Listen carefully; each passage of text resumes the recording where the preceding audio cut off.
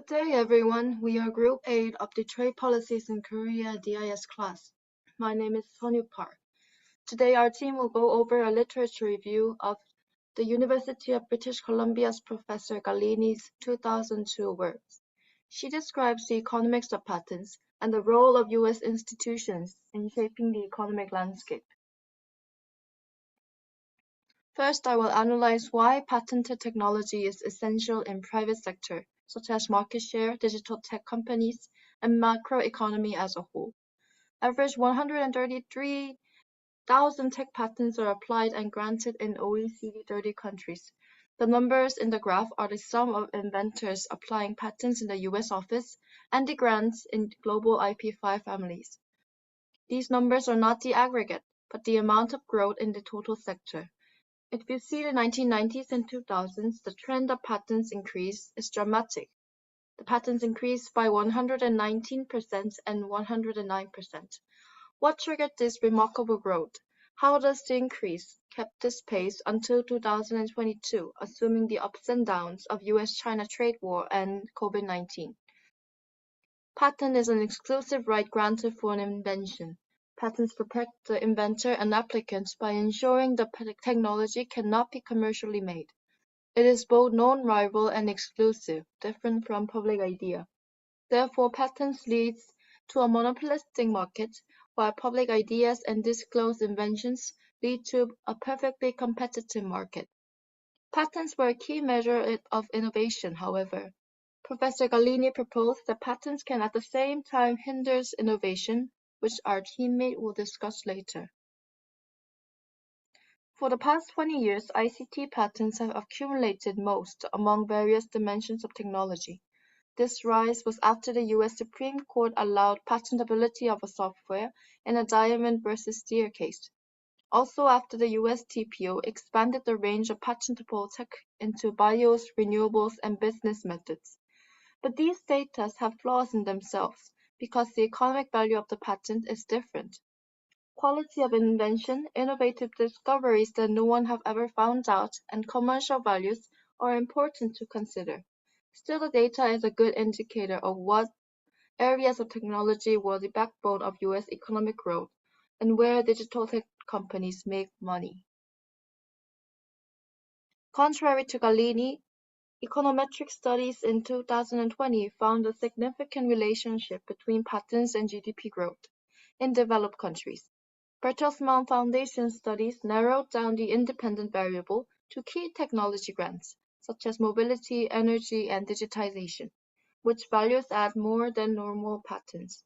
Annually, 1% increase of patents influence 0.108% increase in GDP per capita.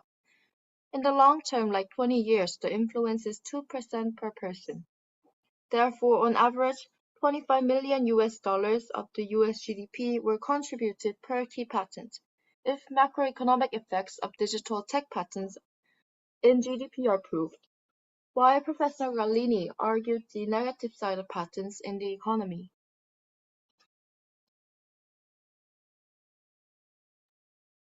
My name is Shuhong, and I'm continuing to talk about main findings from the U.S. patent reform based on Professor Galini's studies.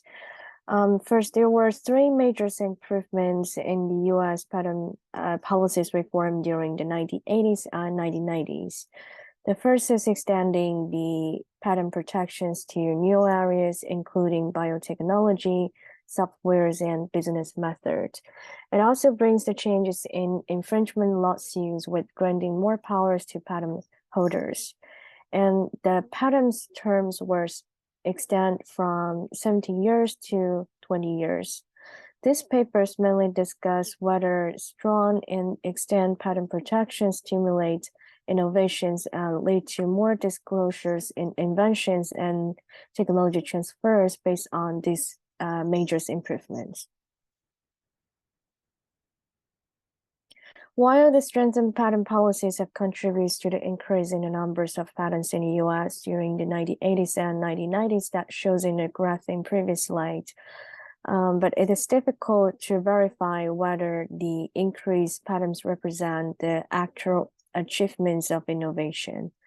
And it is argued that the increased patent applications might result in reductions in patent standards and increase in litigation. Within the environments of accumulated innovation, strong patents may impede innovative activities because it will reduce the overall incentive for research. If subsequent researchers other than pioneers are capable of developing improved patentable technologies or existing discoveries. However, through patents, if the pioneer is able to establish a licensing relationships with the subsequent researchers, the incentive to research is increased on both sides, as patent will offer subsequent researchers sufficient remunerations to make improvements on existing discoveries while providing rewards to the patent holders. Therefore, the patent systems have a double-edged effect in the complex environments of economic activities. In other words, strengths and patents can both prevent and promote innovation simultaneously. Even if patents are not the primary driving force behind innovation, they can be socially valuable because it motivates patent holders to disclose their inventions. As patents provide free access to inventions when patents expire, inventions can be spread and used rapidly after 20 years. Studies found that more strong protections encourage patenting for the purpose of cross-licensing technologies, allowing new technologies to be exchanged and disseminated. In addition, strong patents promote vertical specializations in certain industries, especially the biotechnologies and chemical industries. So these industries, by engaging in vertical integrations and strategic alliance, research-intensive companies can integrate their complementary resources with well-established stock firms, that eliminating the legal and transaction cost. Hence, strengthened patents encourage inventors to disclose their inventions that might inspire more generations of new ideas and facilitate technology transfers in high-tech industry. Thank you, Xiong, and my name is Chuyong Kim, and I would like to extend our group's finding to the implications of Golini's paper. On top of these results, it does seem evident that patent protection is a field that has its importance and will go through continuous interest beyond diverse business sectors. Therefore, there are certain additional considerations that should be made in stages of future patent reforms. Golini in her paper especially emphasizes 3 points that are facing ongoing criticism and concerns. The first issue on the widened scope of what should be included as new matter is what Golini mentions in her paper. Especially in fields of business methods, software, and biotechnology, stronger or wider use of patent protection tends to greatly harm the whole industry in cases of inaccuracy and mismanagement. For instance, if a patent is mistakenly granted to a low-value business and consequently holds on other inventions from entering the market, this could be problematic. Therefore, to avoid such cases, continuous amendment and focus on reducing impediments to future progress for the second-stage researcher is crucial. The second area of controversy is caused due to the reduction in the standard of non-obviousness. In other words, patents are being easily granted to even obvious findings. And in order to solve such concerns, more effective standards are needed. An example could be having a more rigorous examination or opposite process to increase the quality of patents. Such rising standards of patents is important, especially in new areas where there is less prior research, or in order to make firms more vigilant about their competitors' inventions and encourage patent-based innovation. The last issue that Golini tackles on is the rise in patent litigation cost. The increase of patents inevitably increase the cases of court disputes. Such increased cost could be unnecessarily high for certain firms.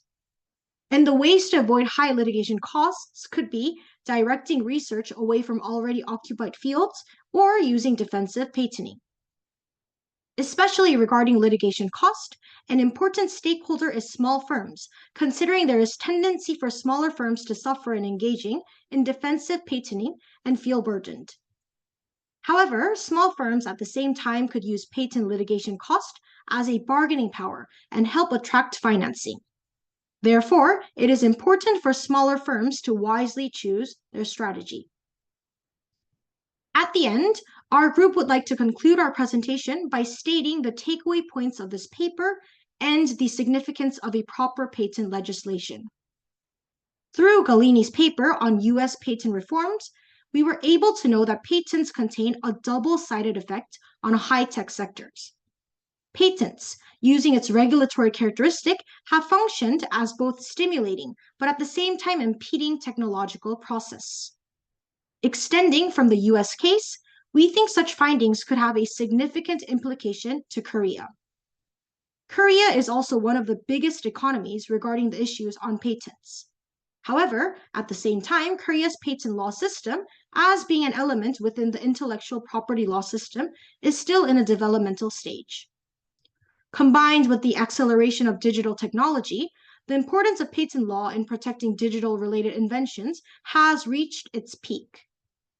However, the status quo of digital-related IP laws in Korea is mostly remaining only to the status of copyrights, which is due to difficulties in defining the scope of subject under the patent law.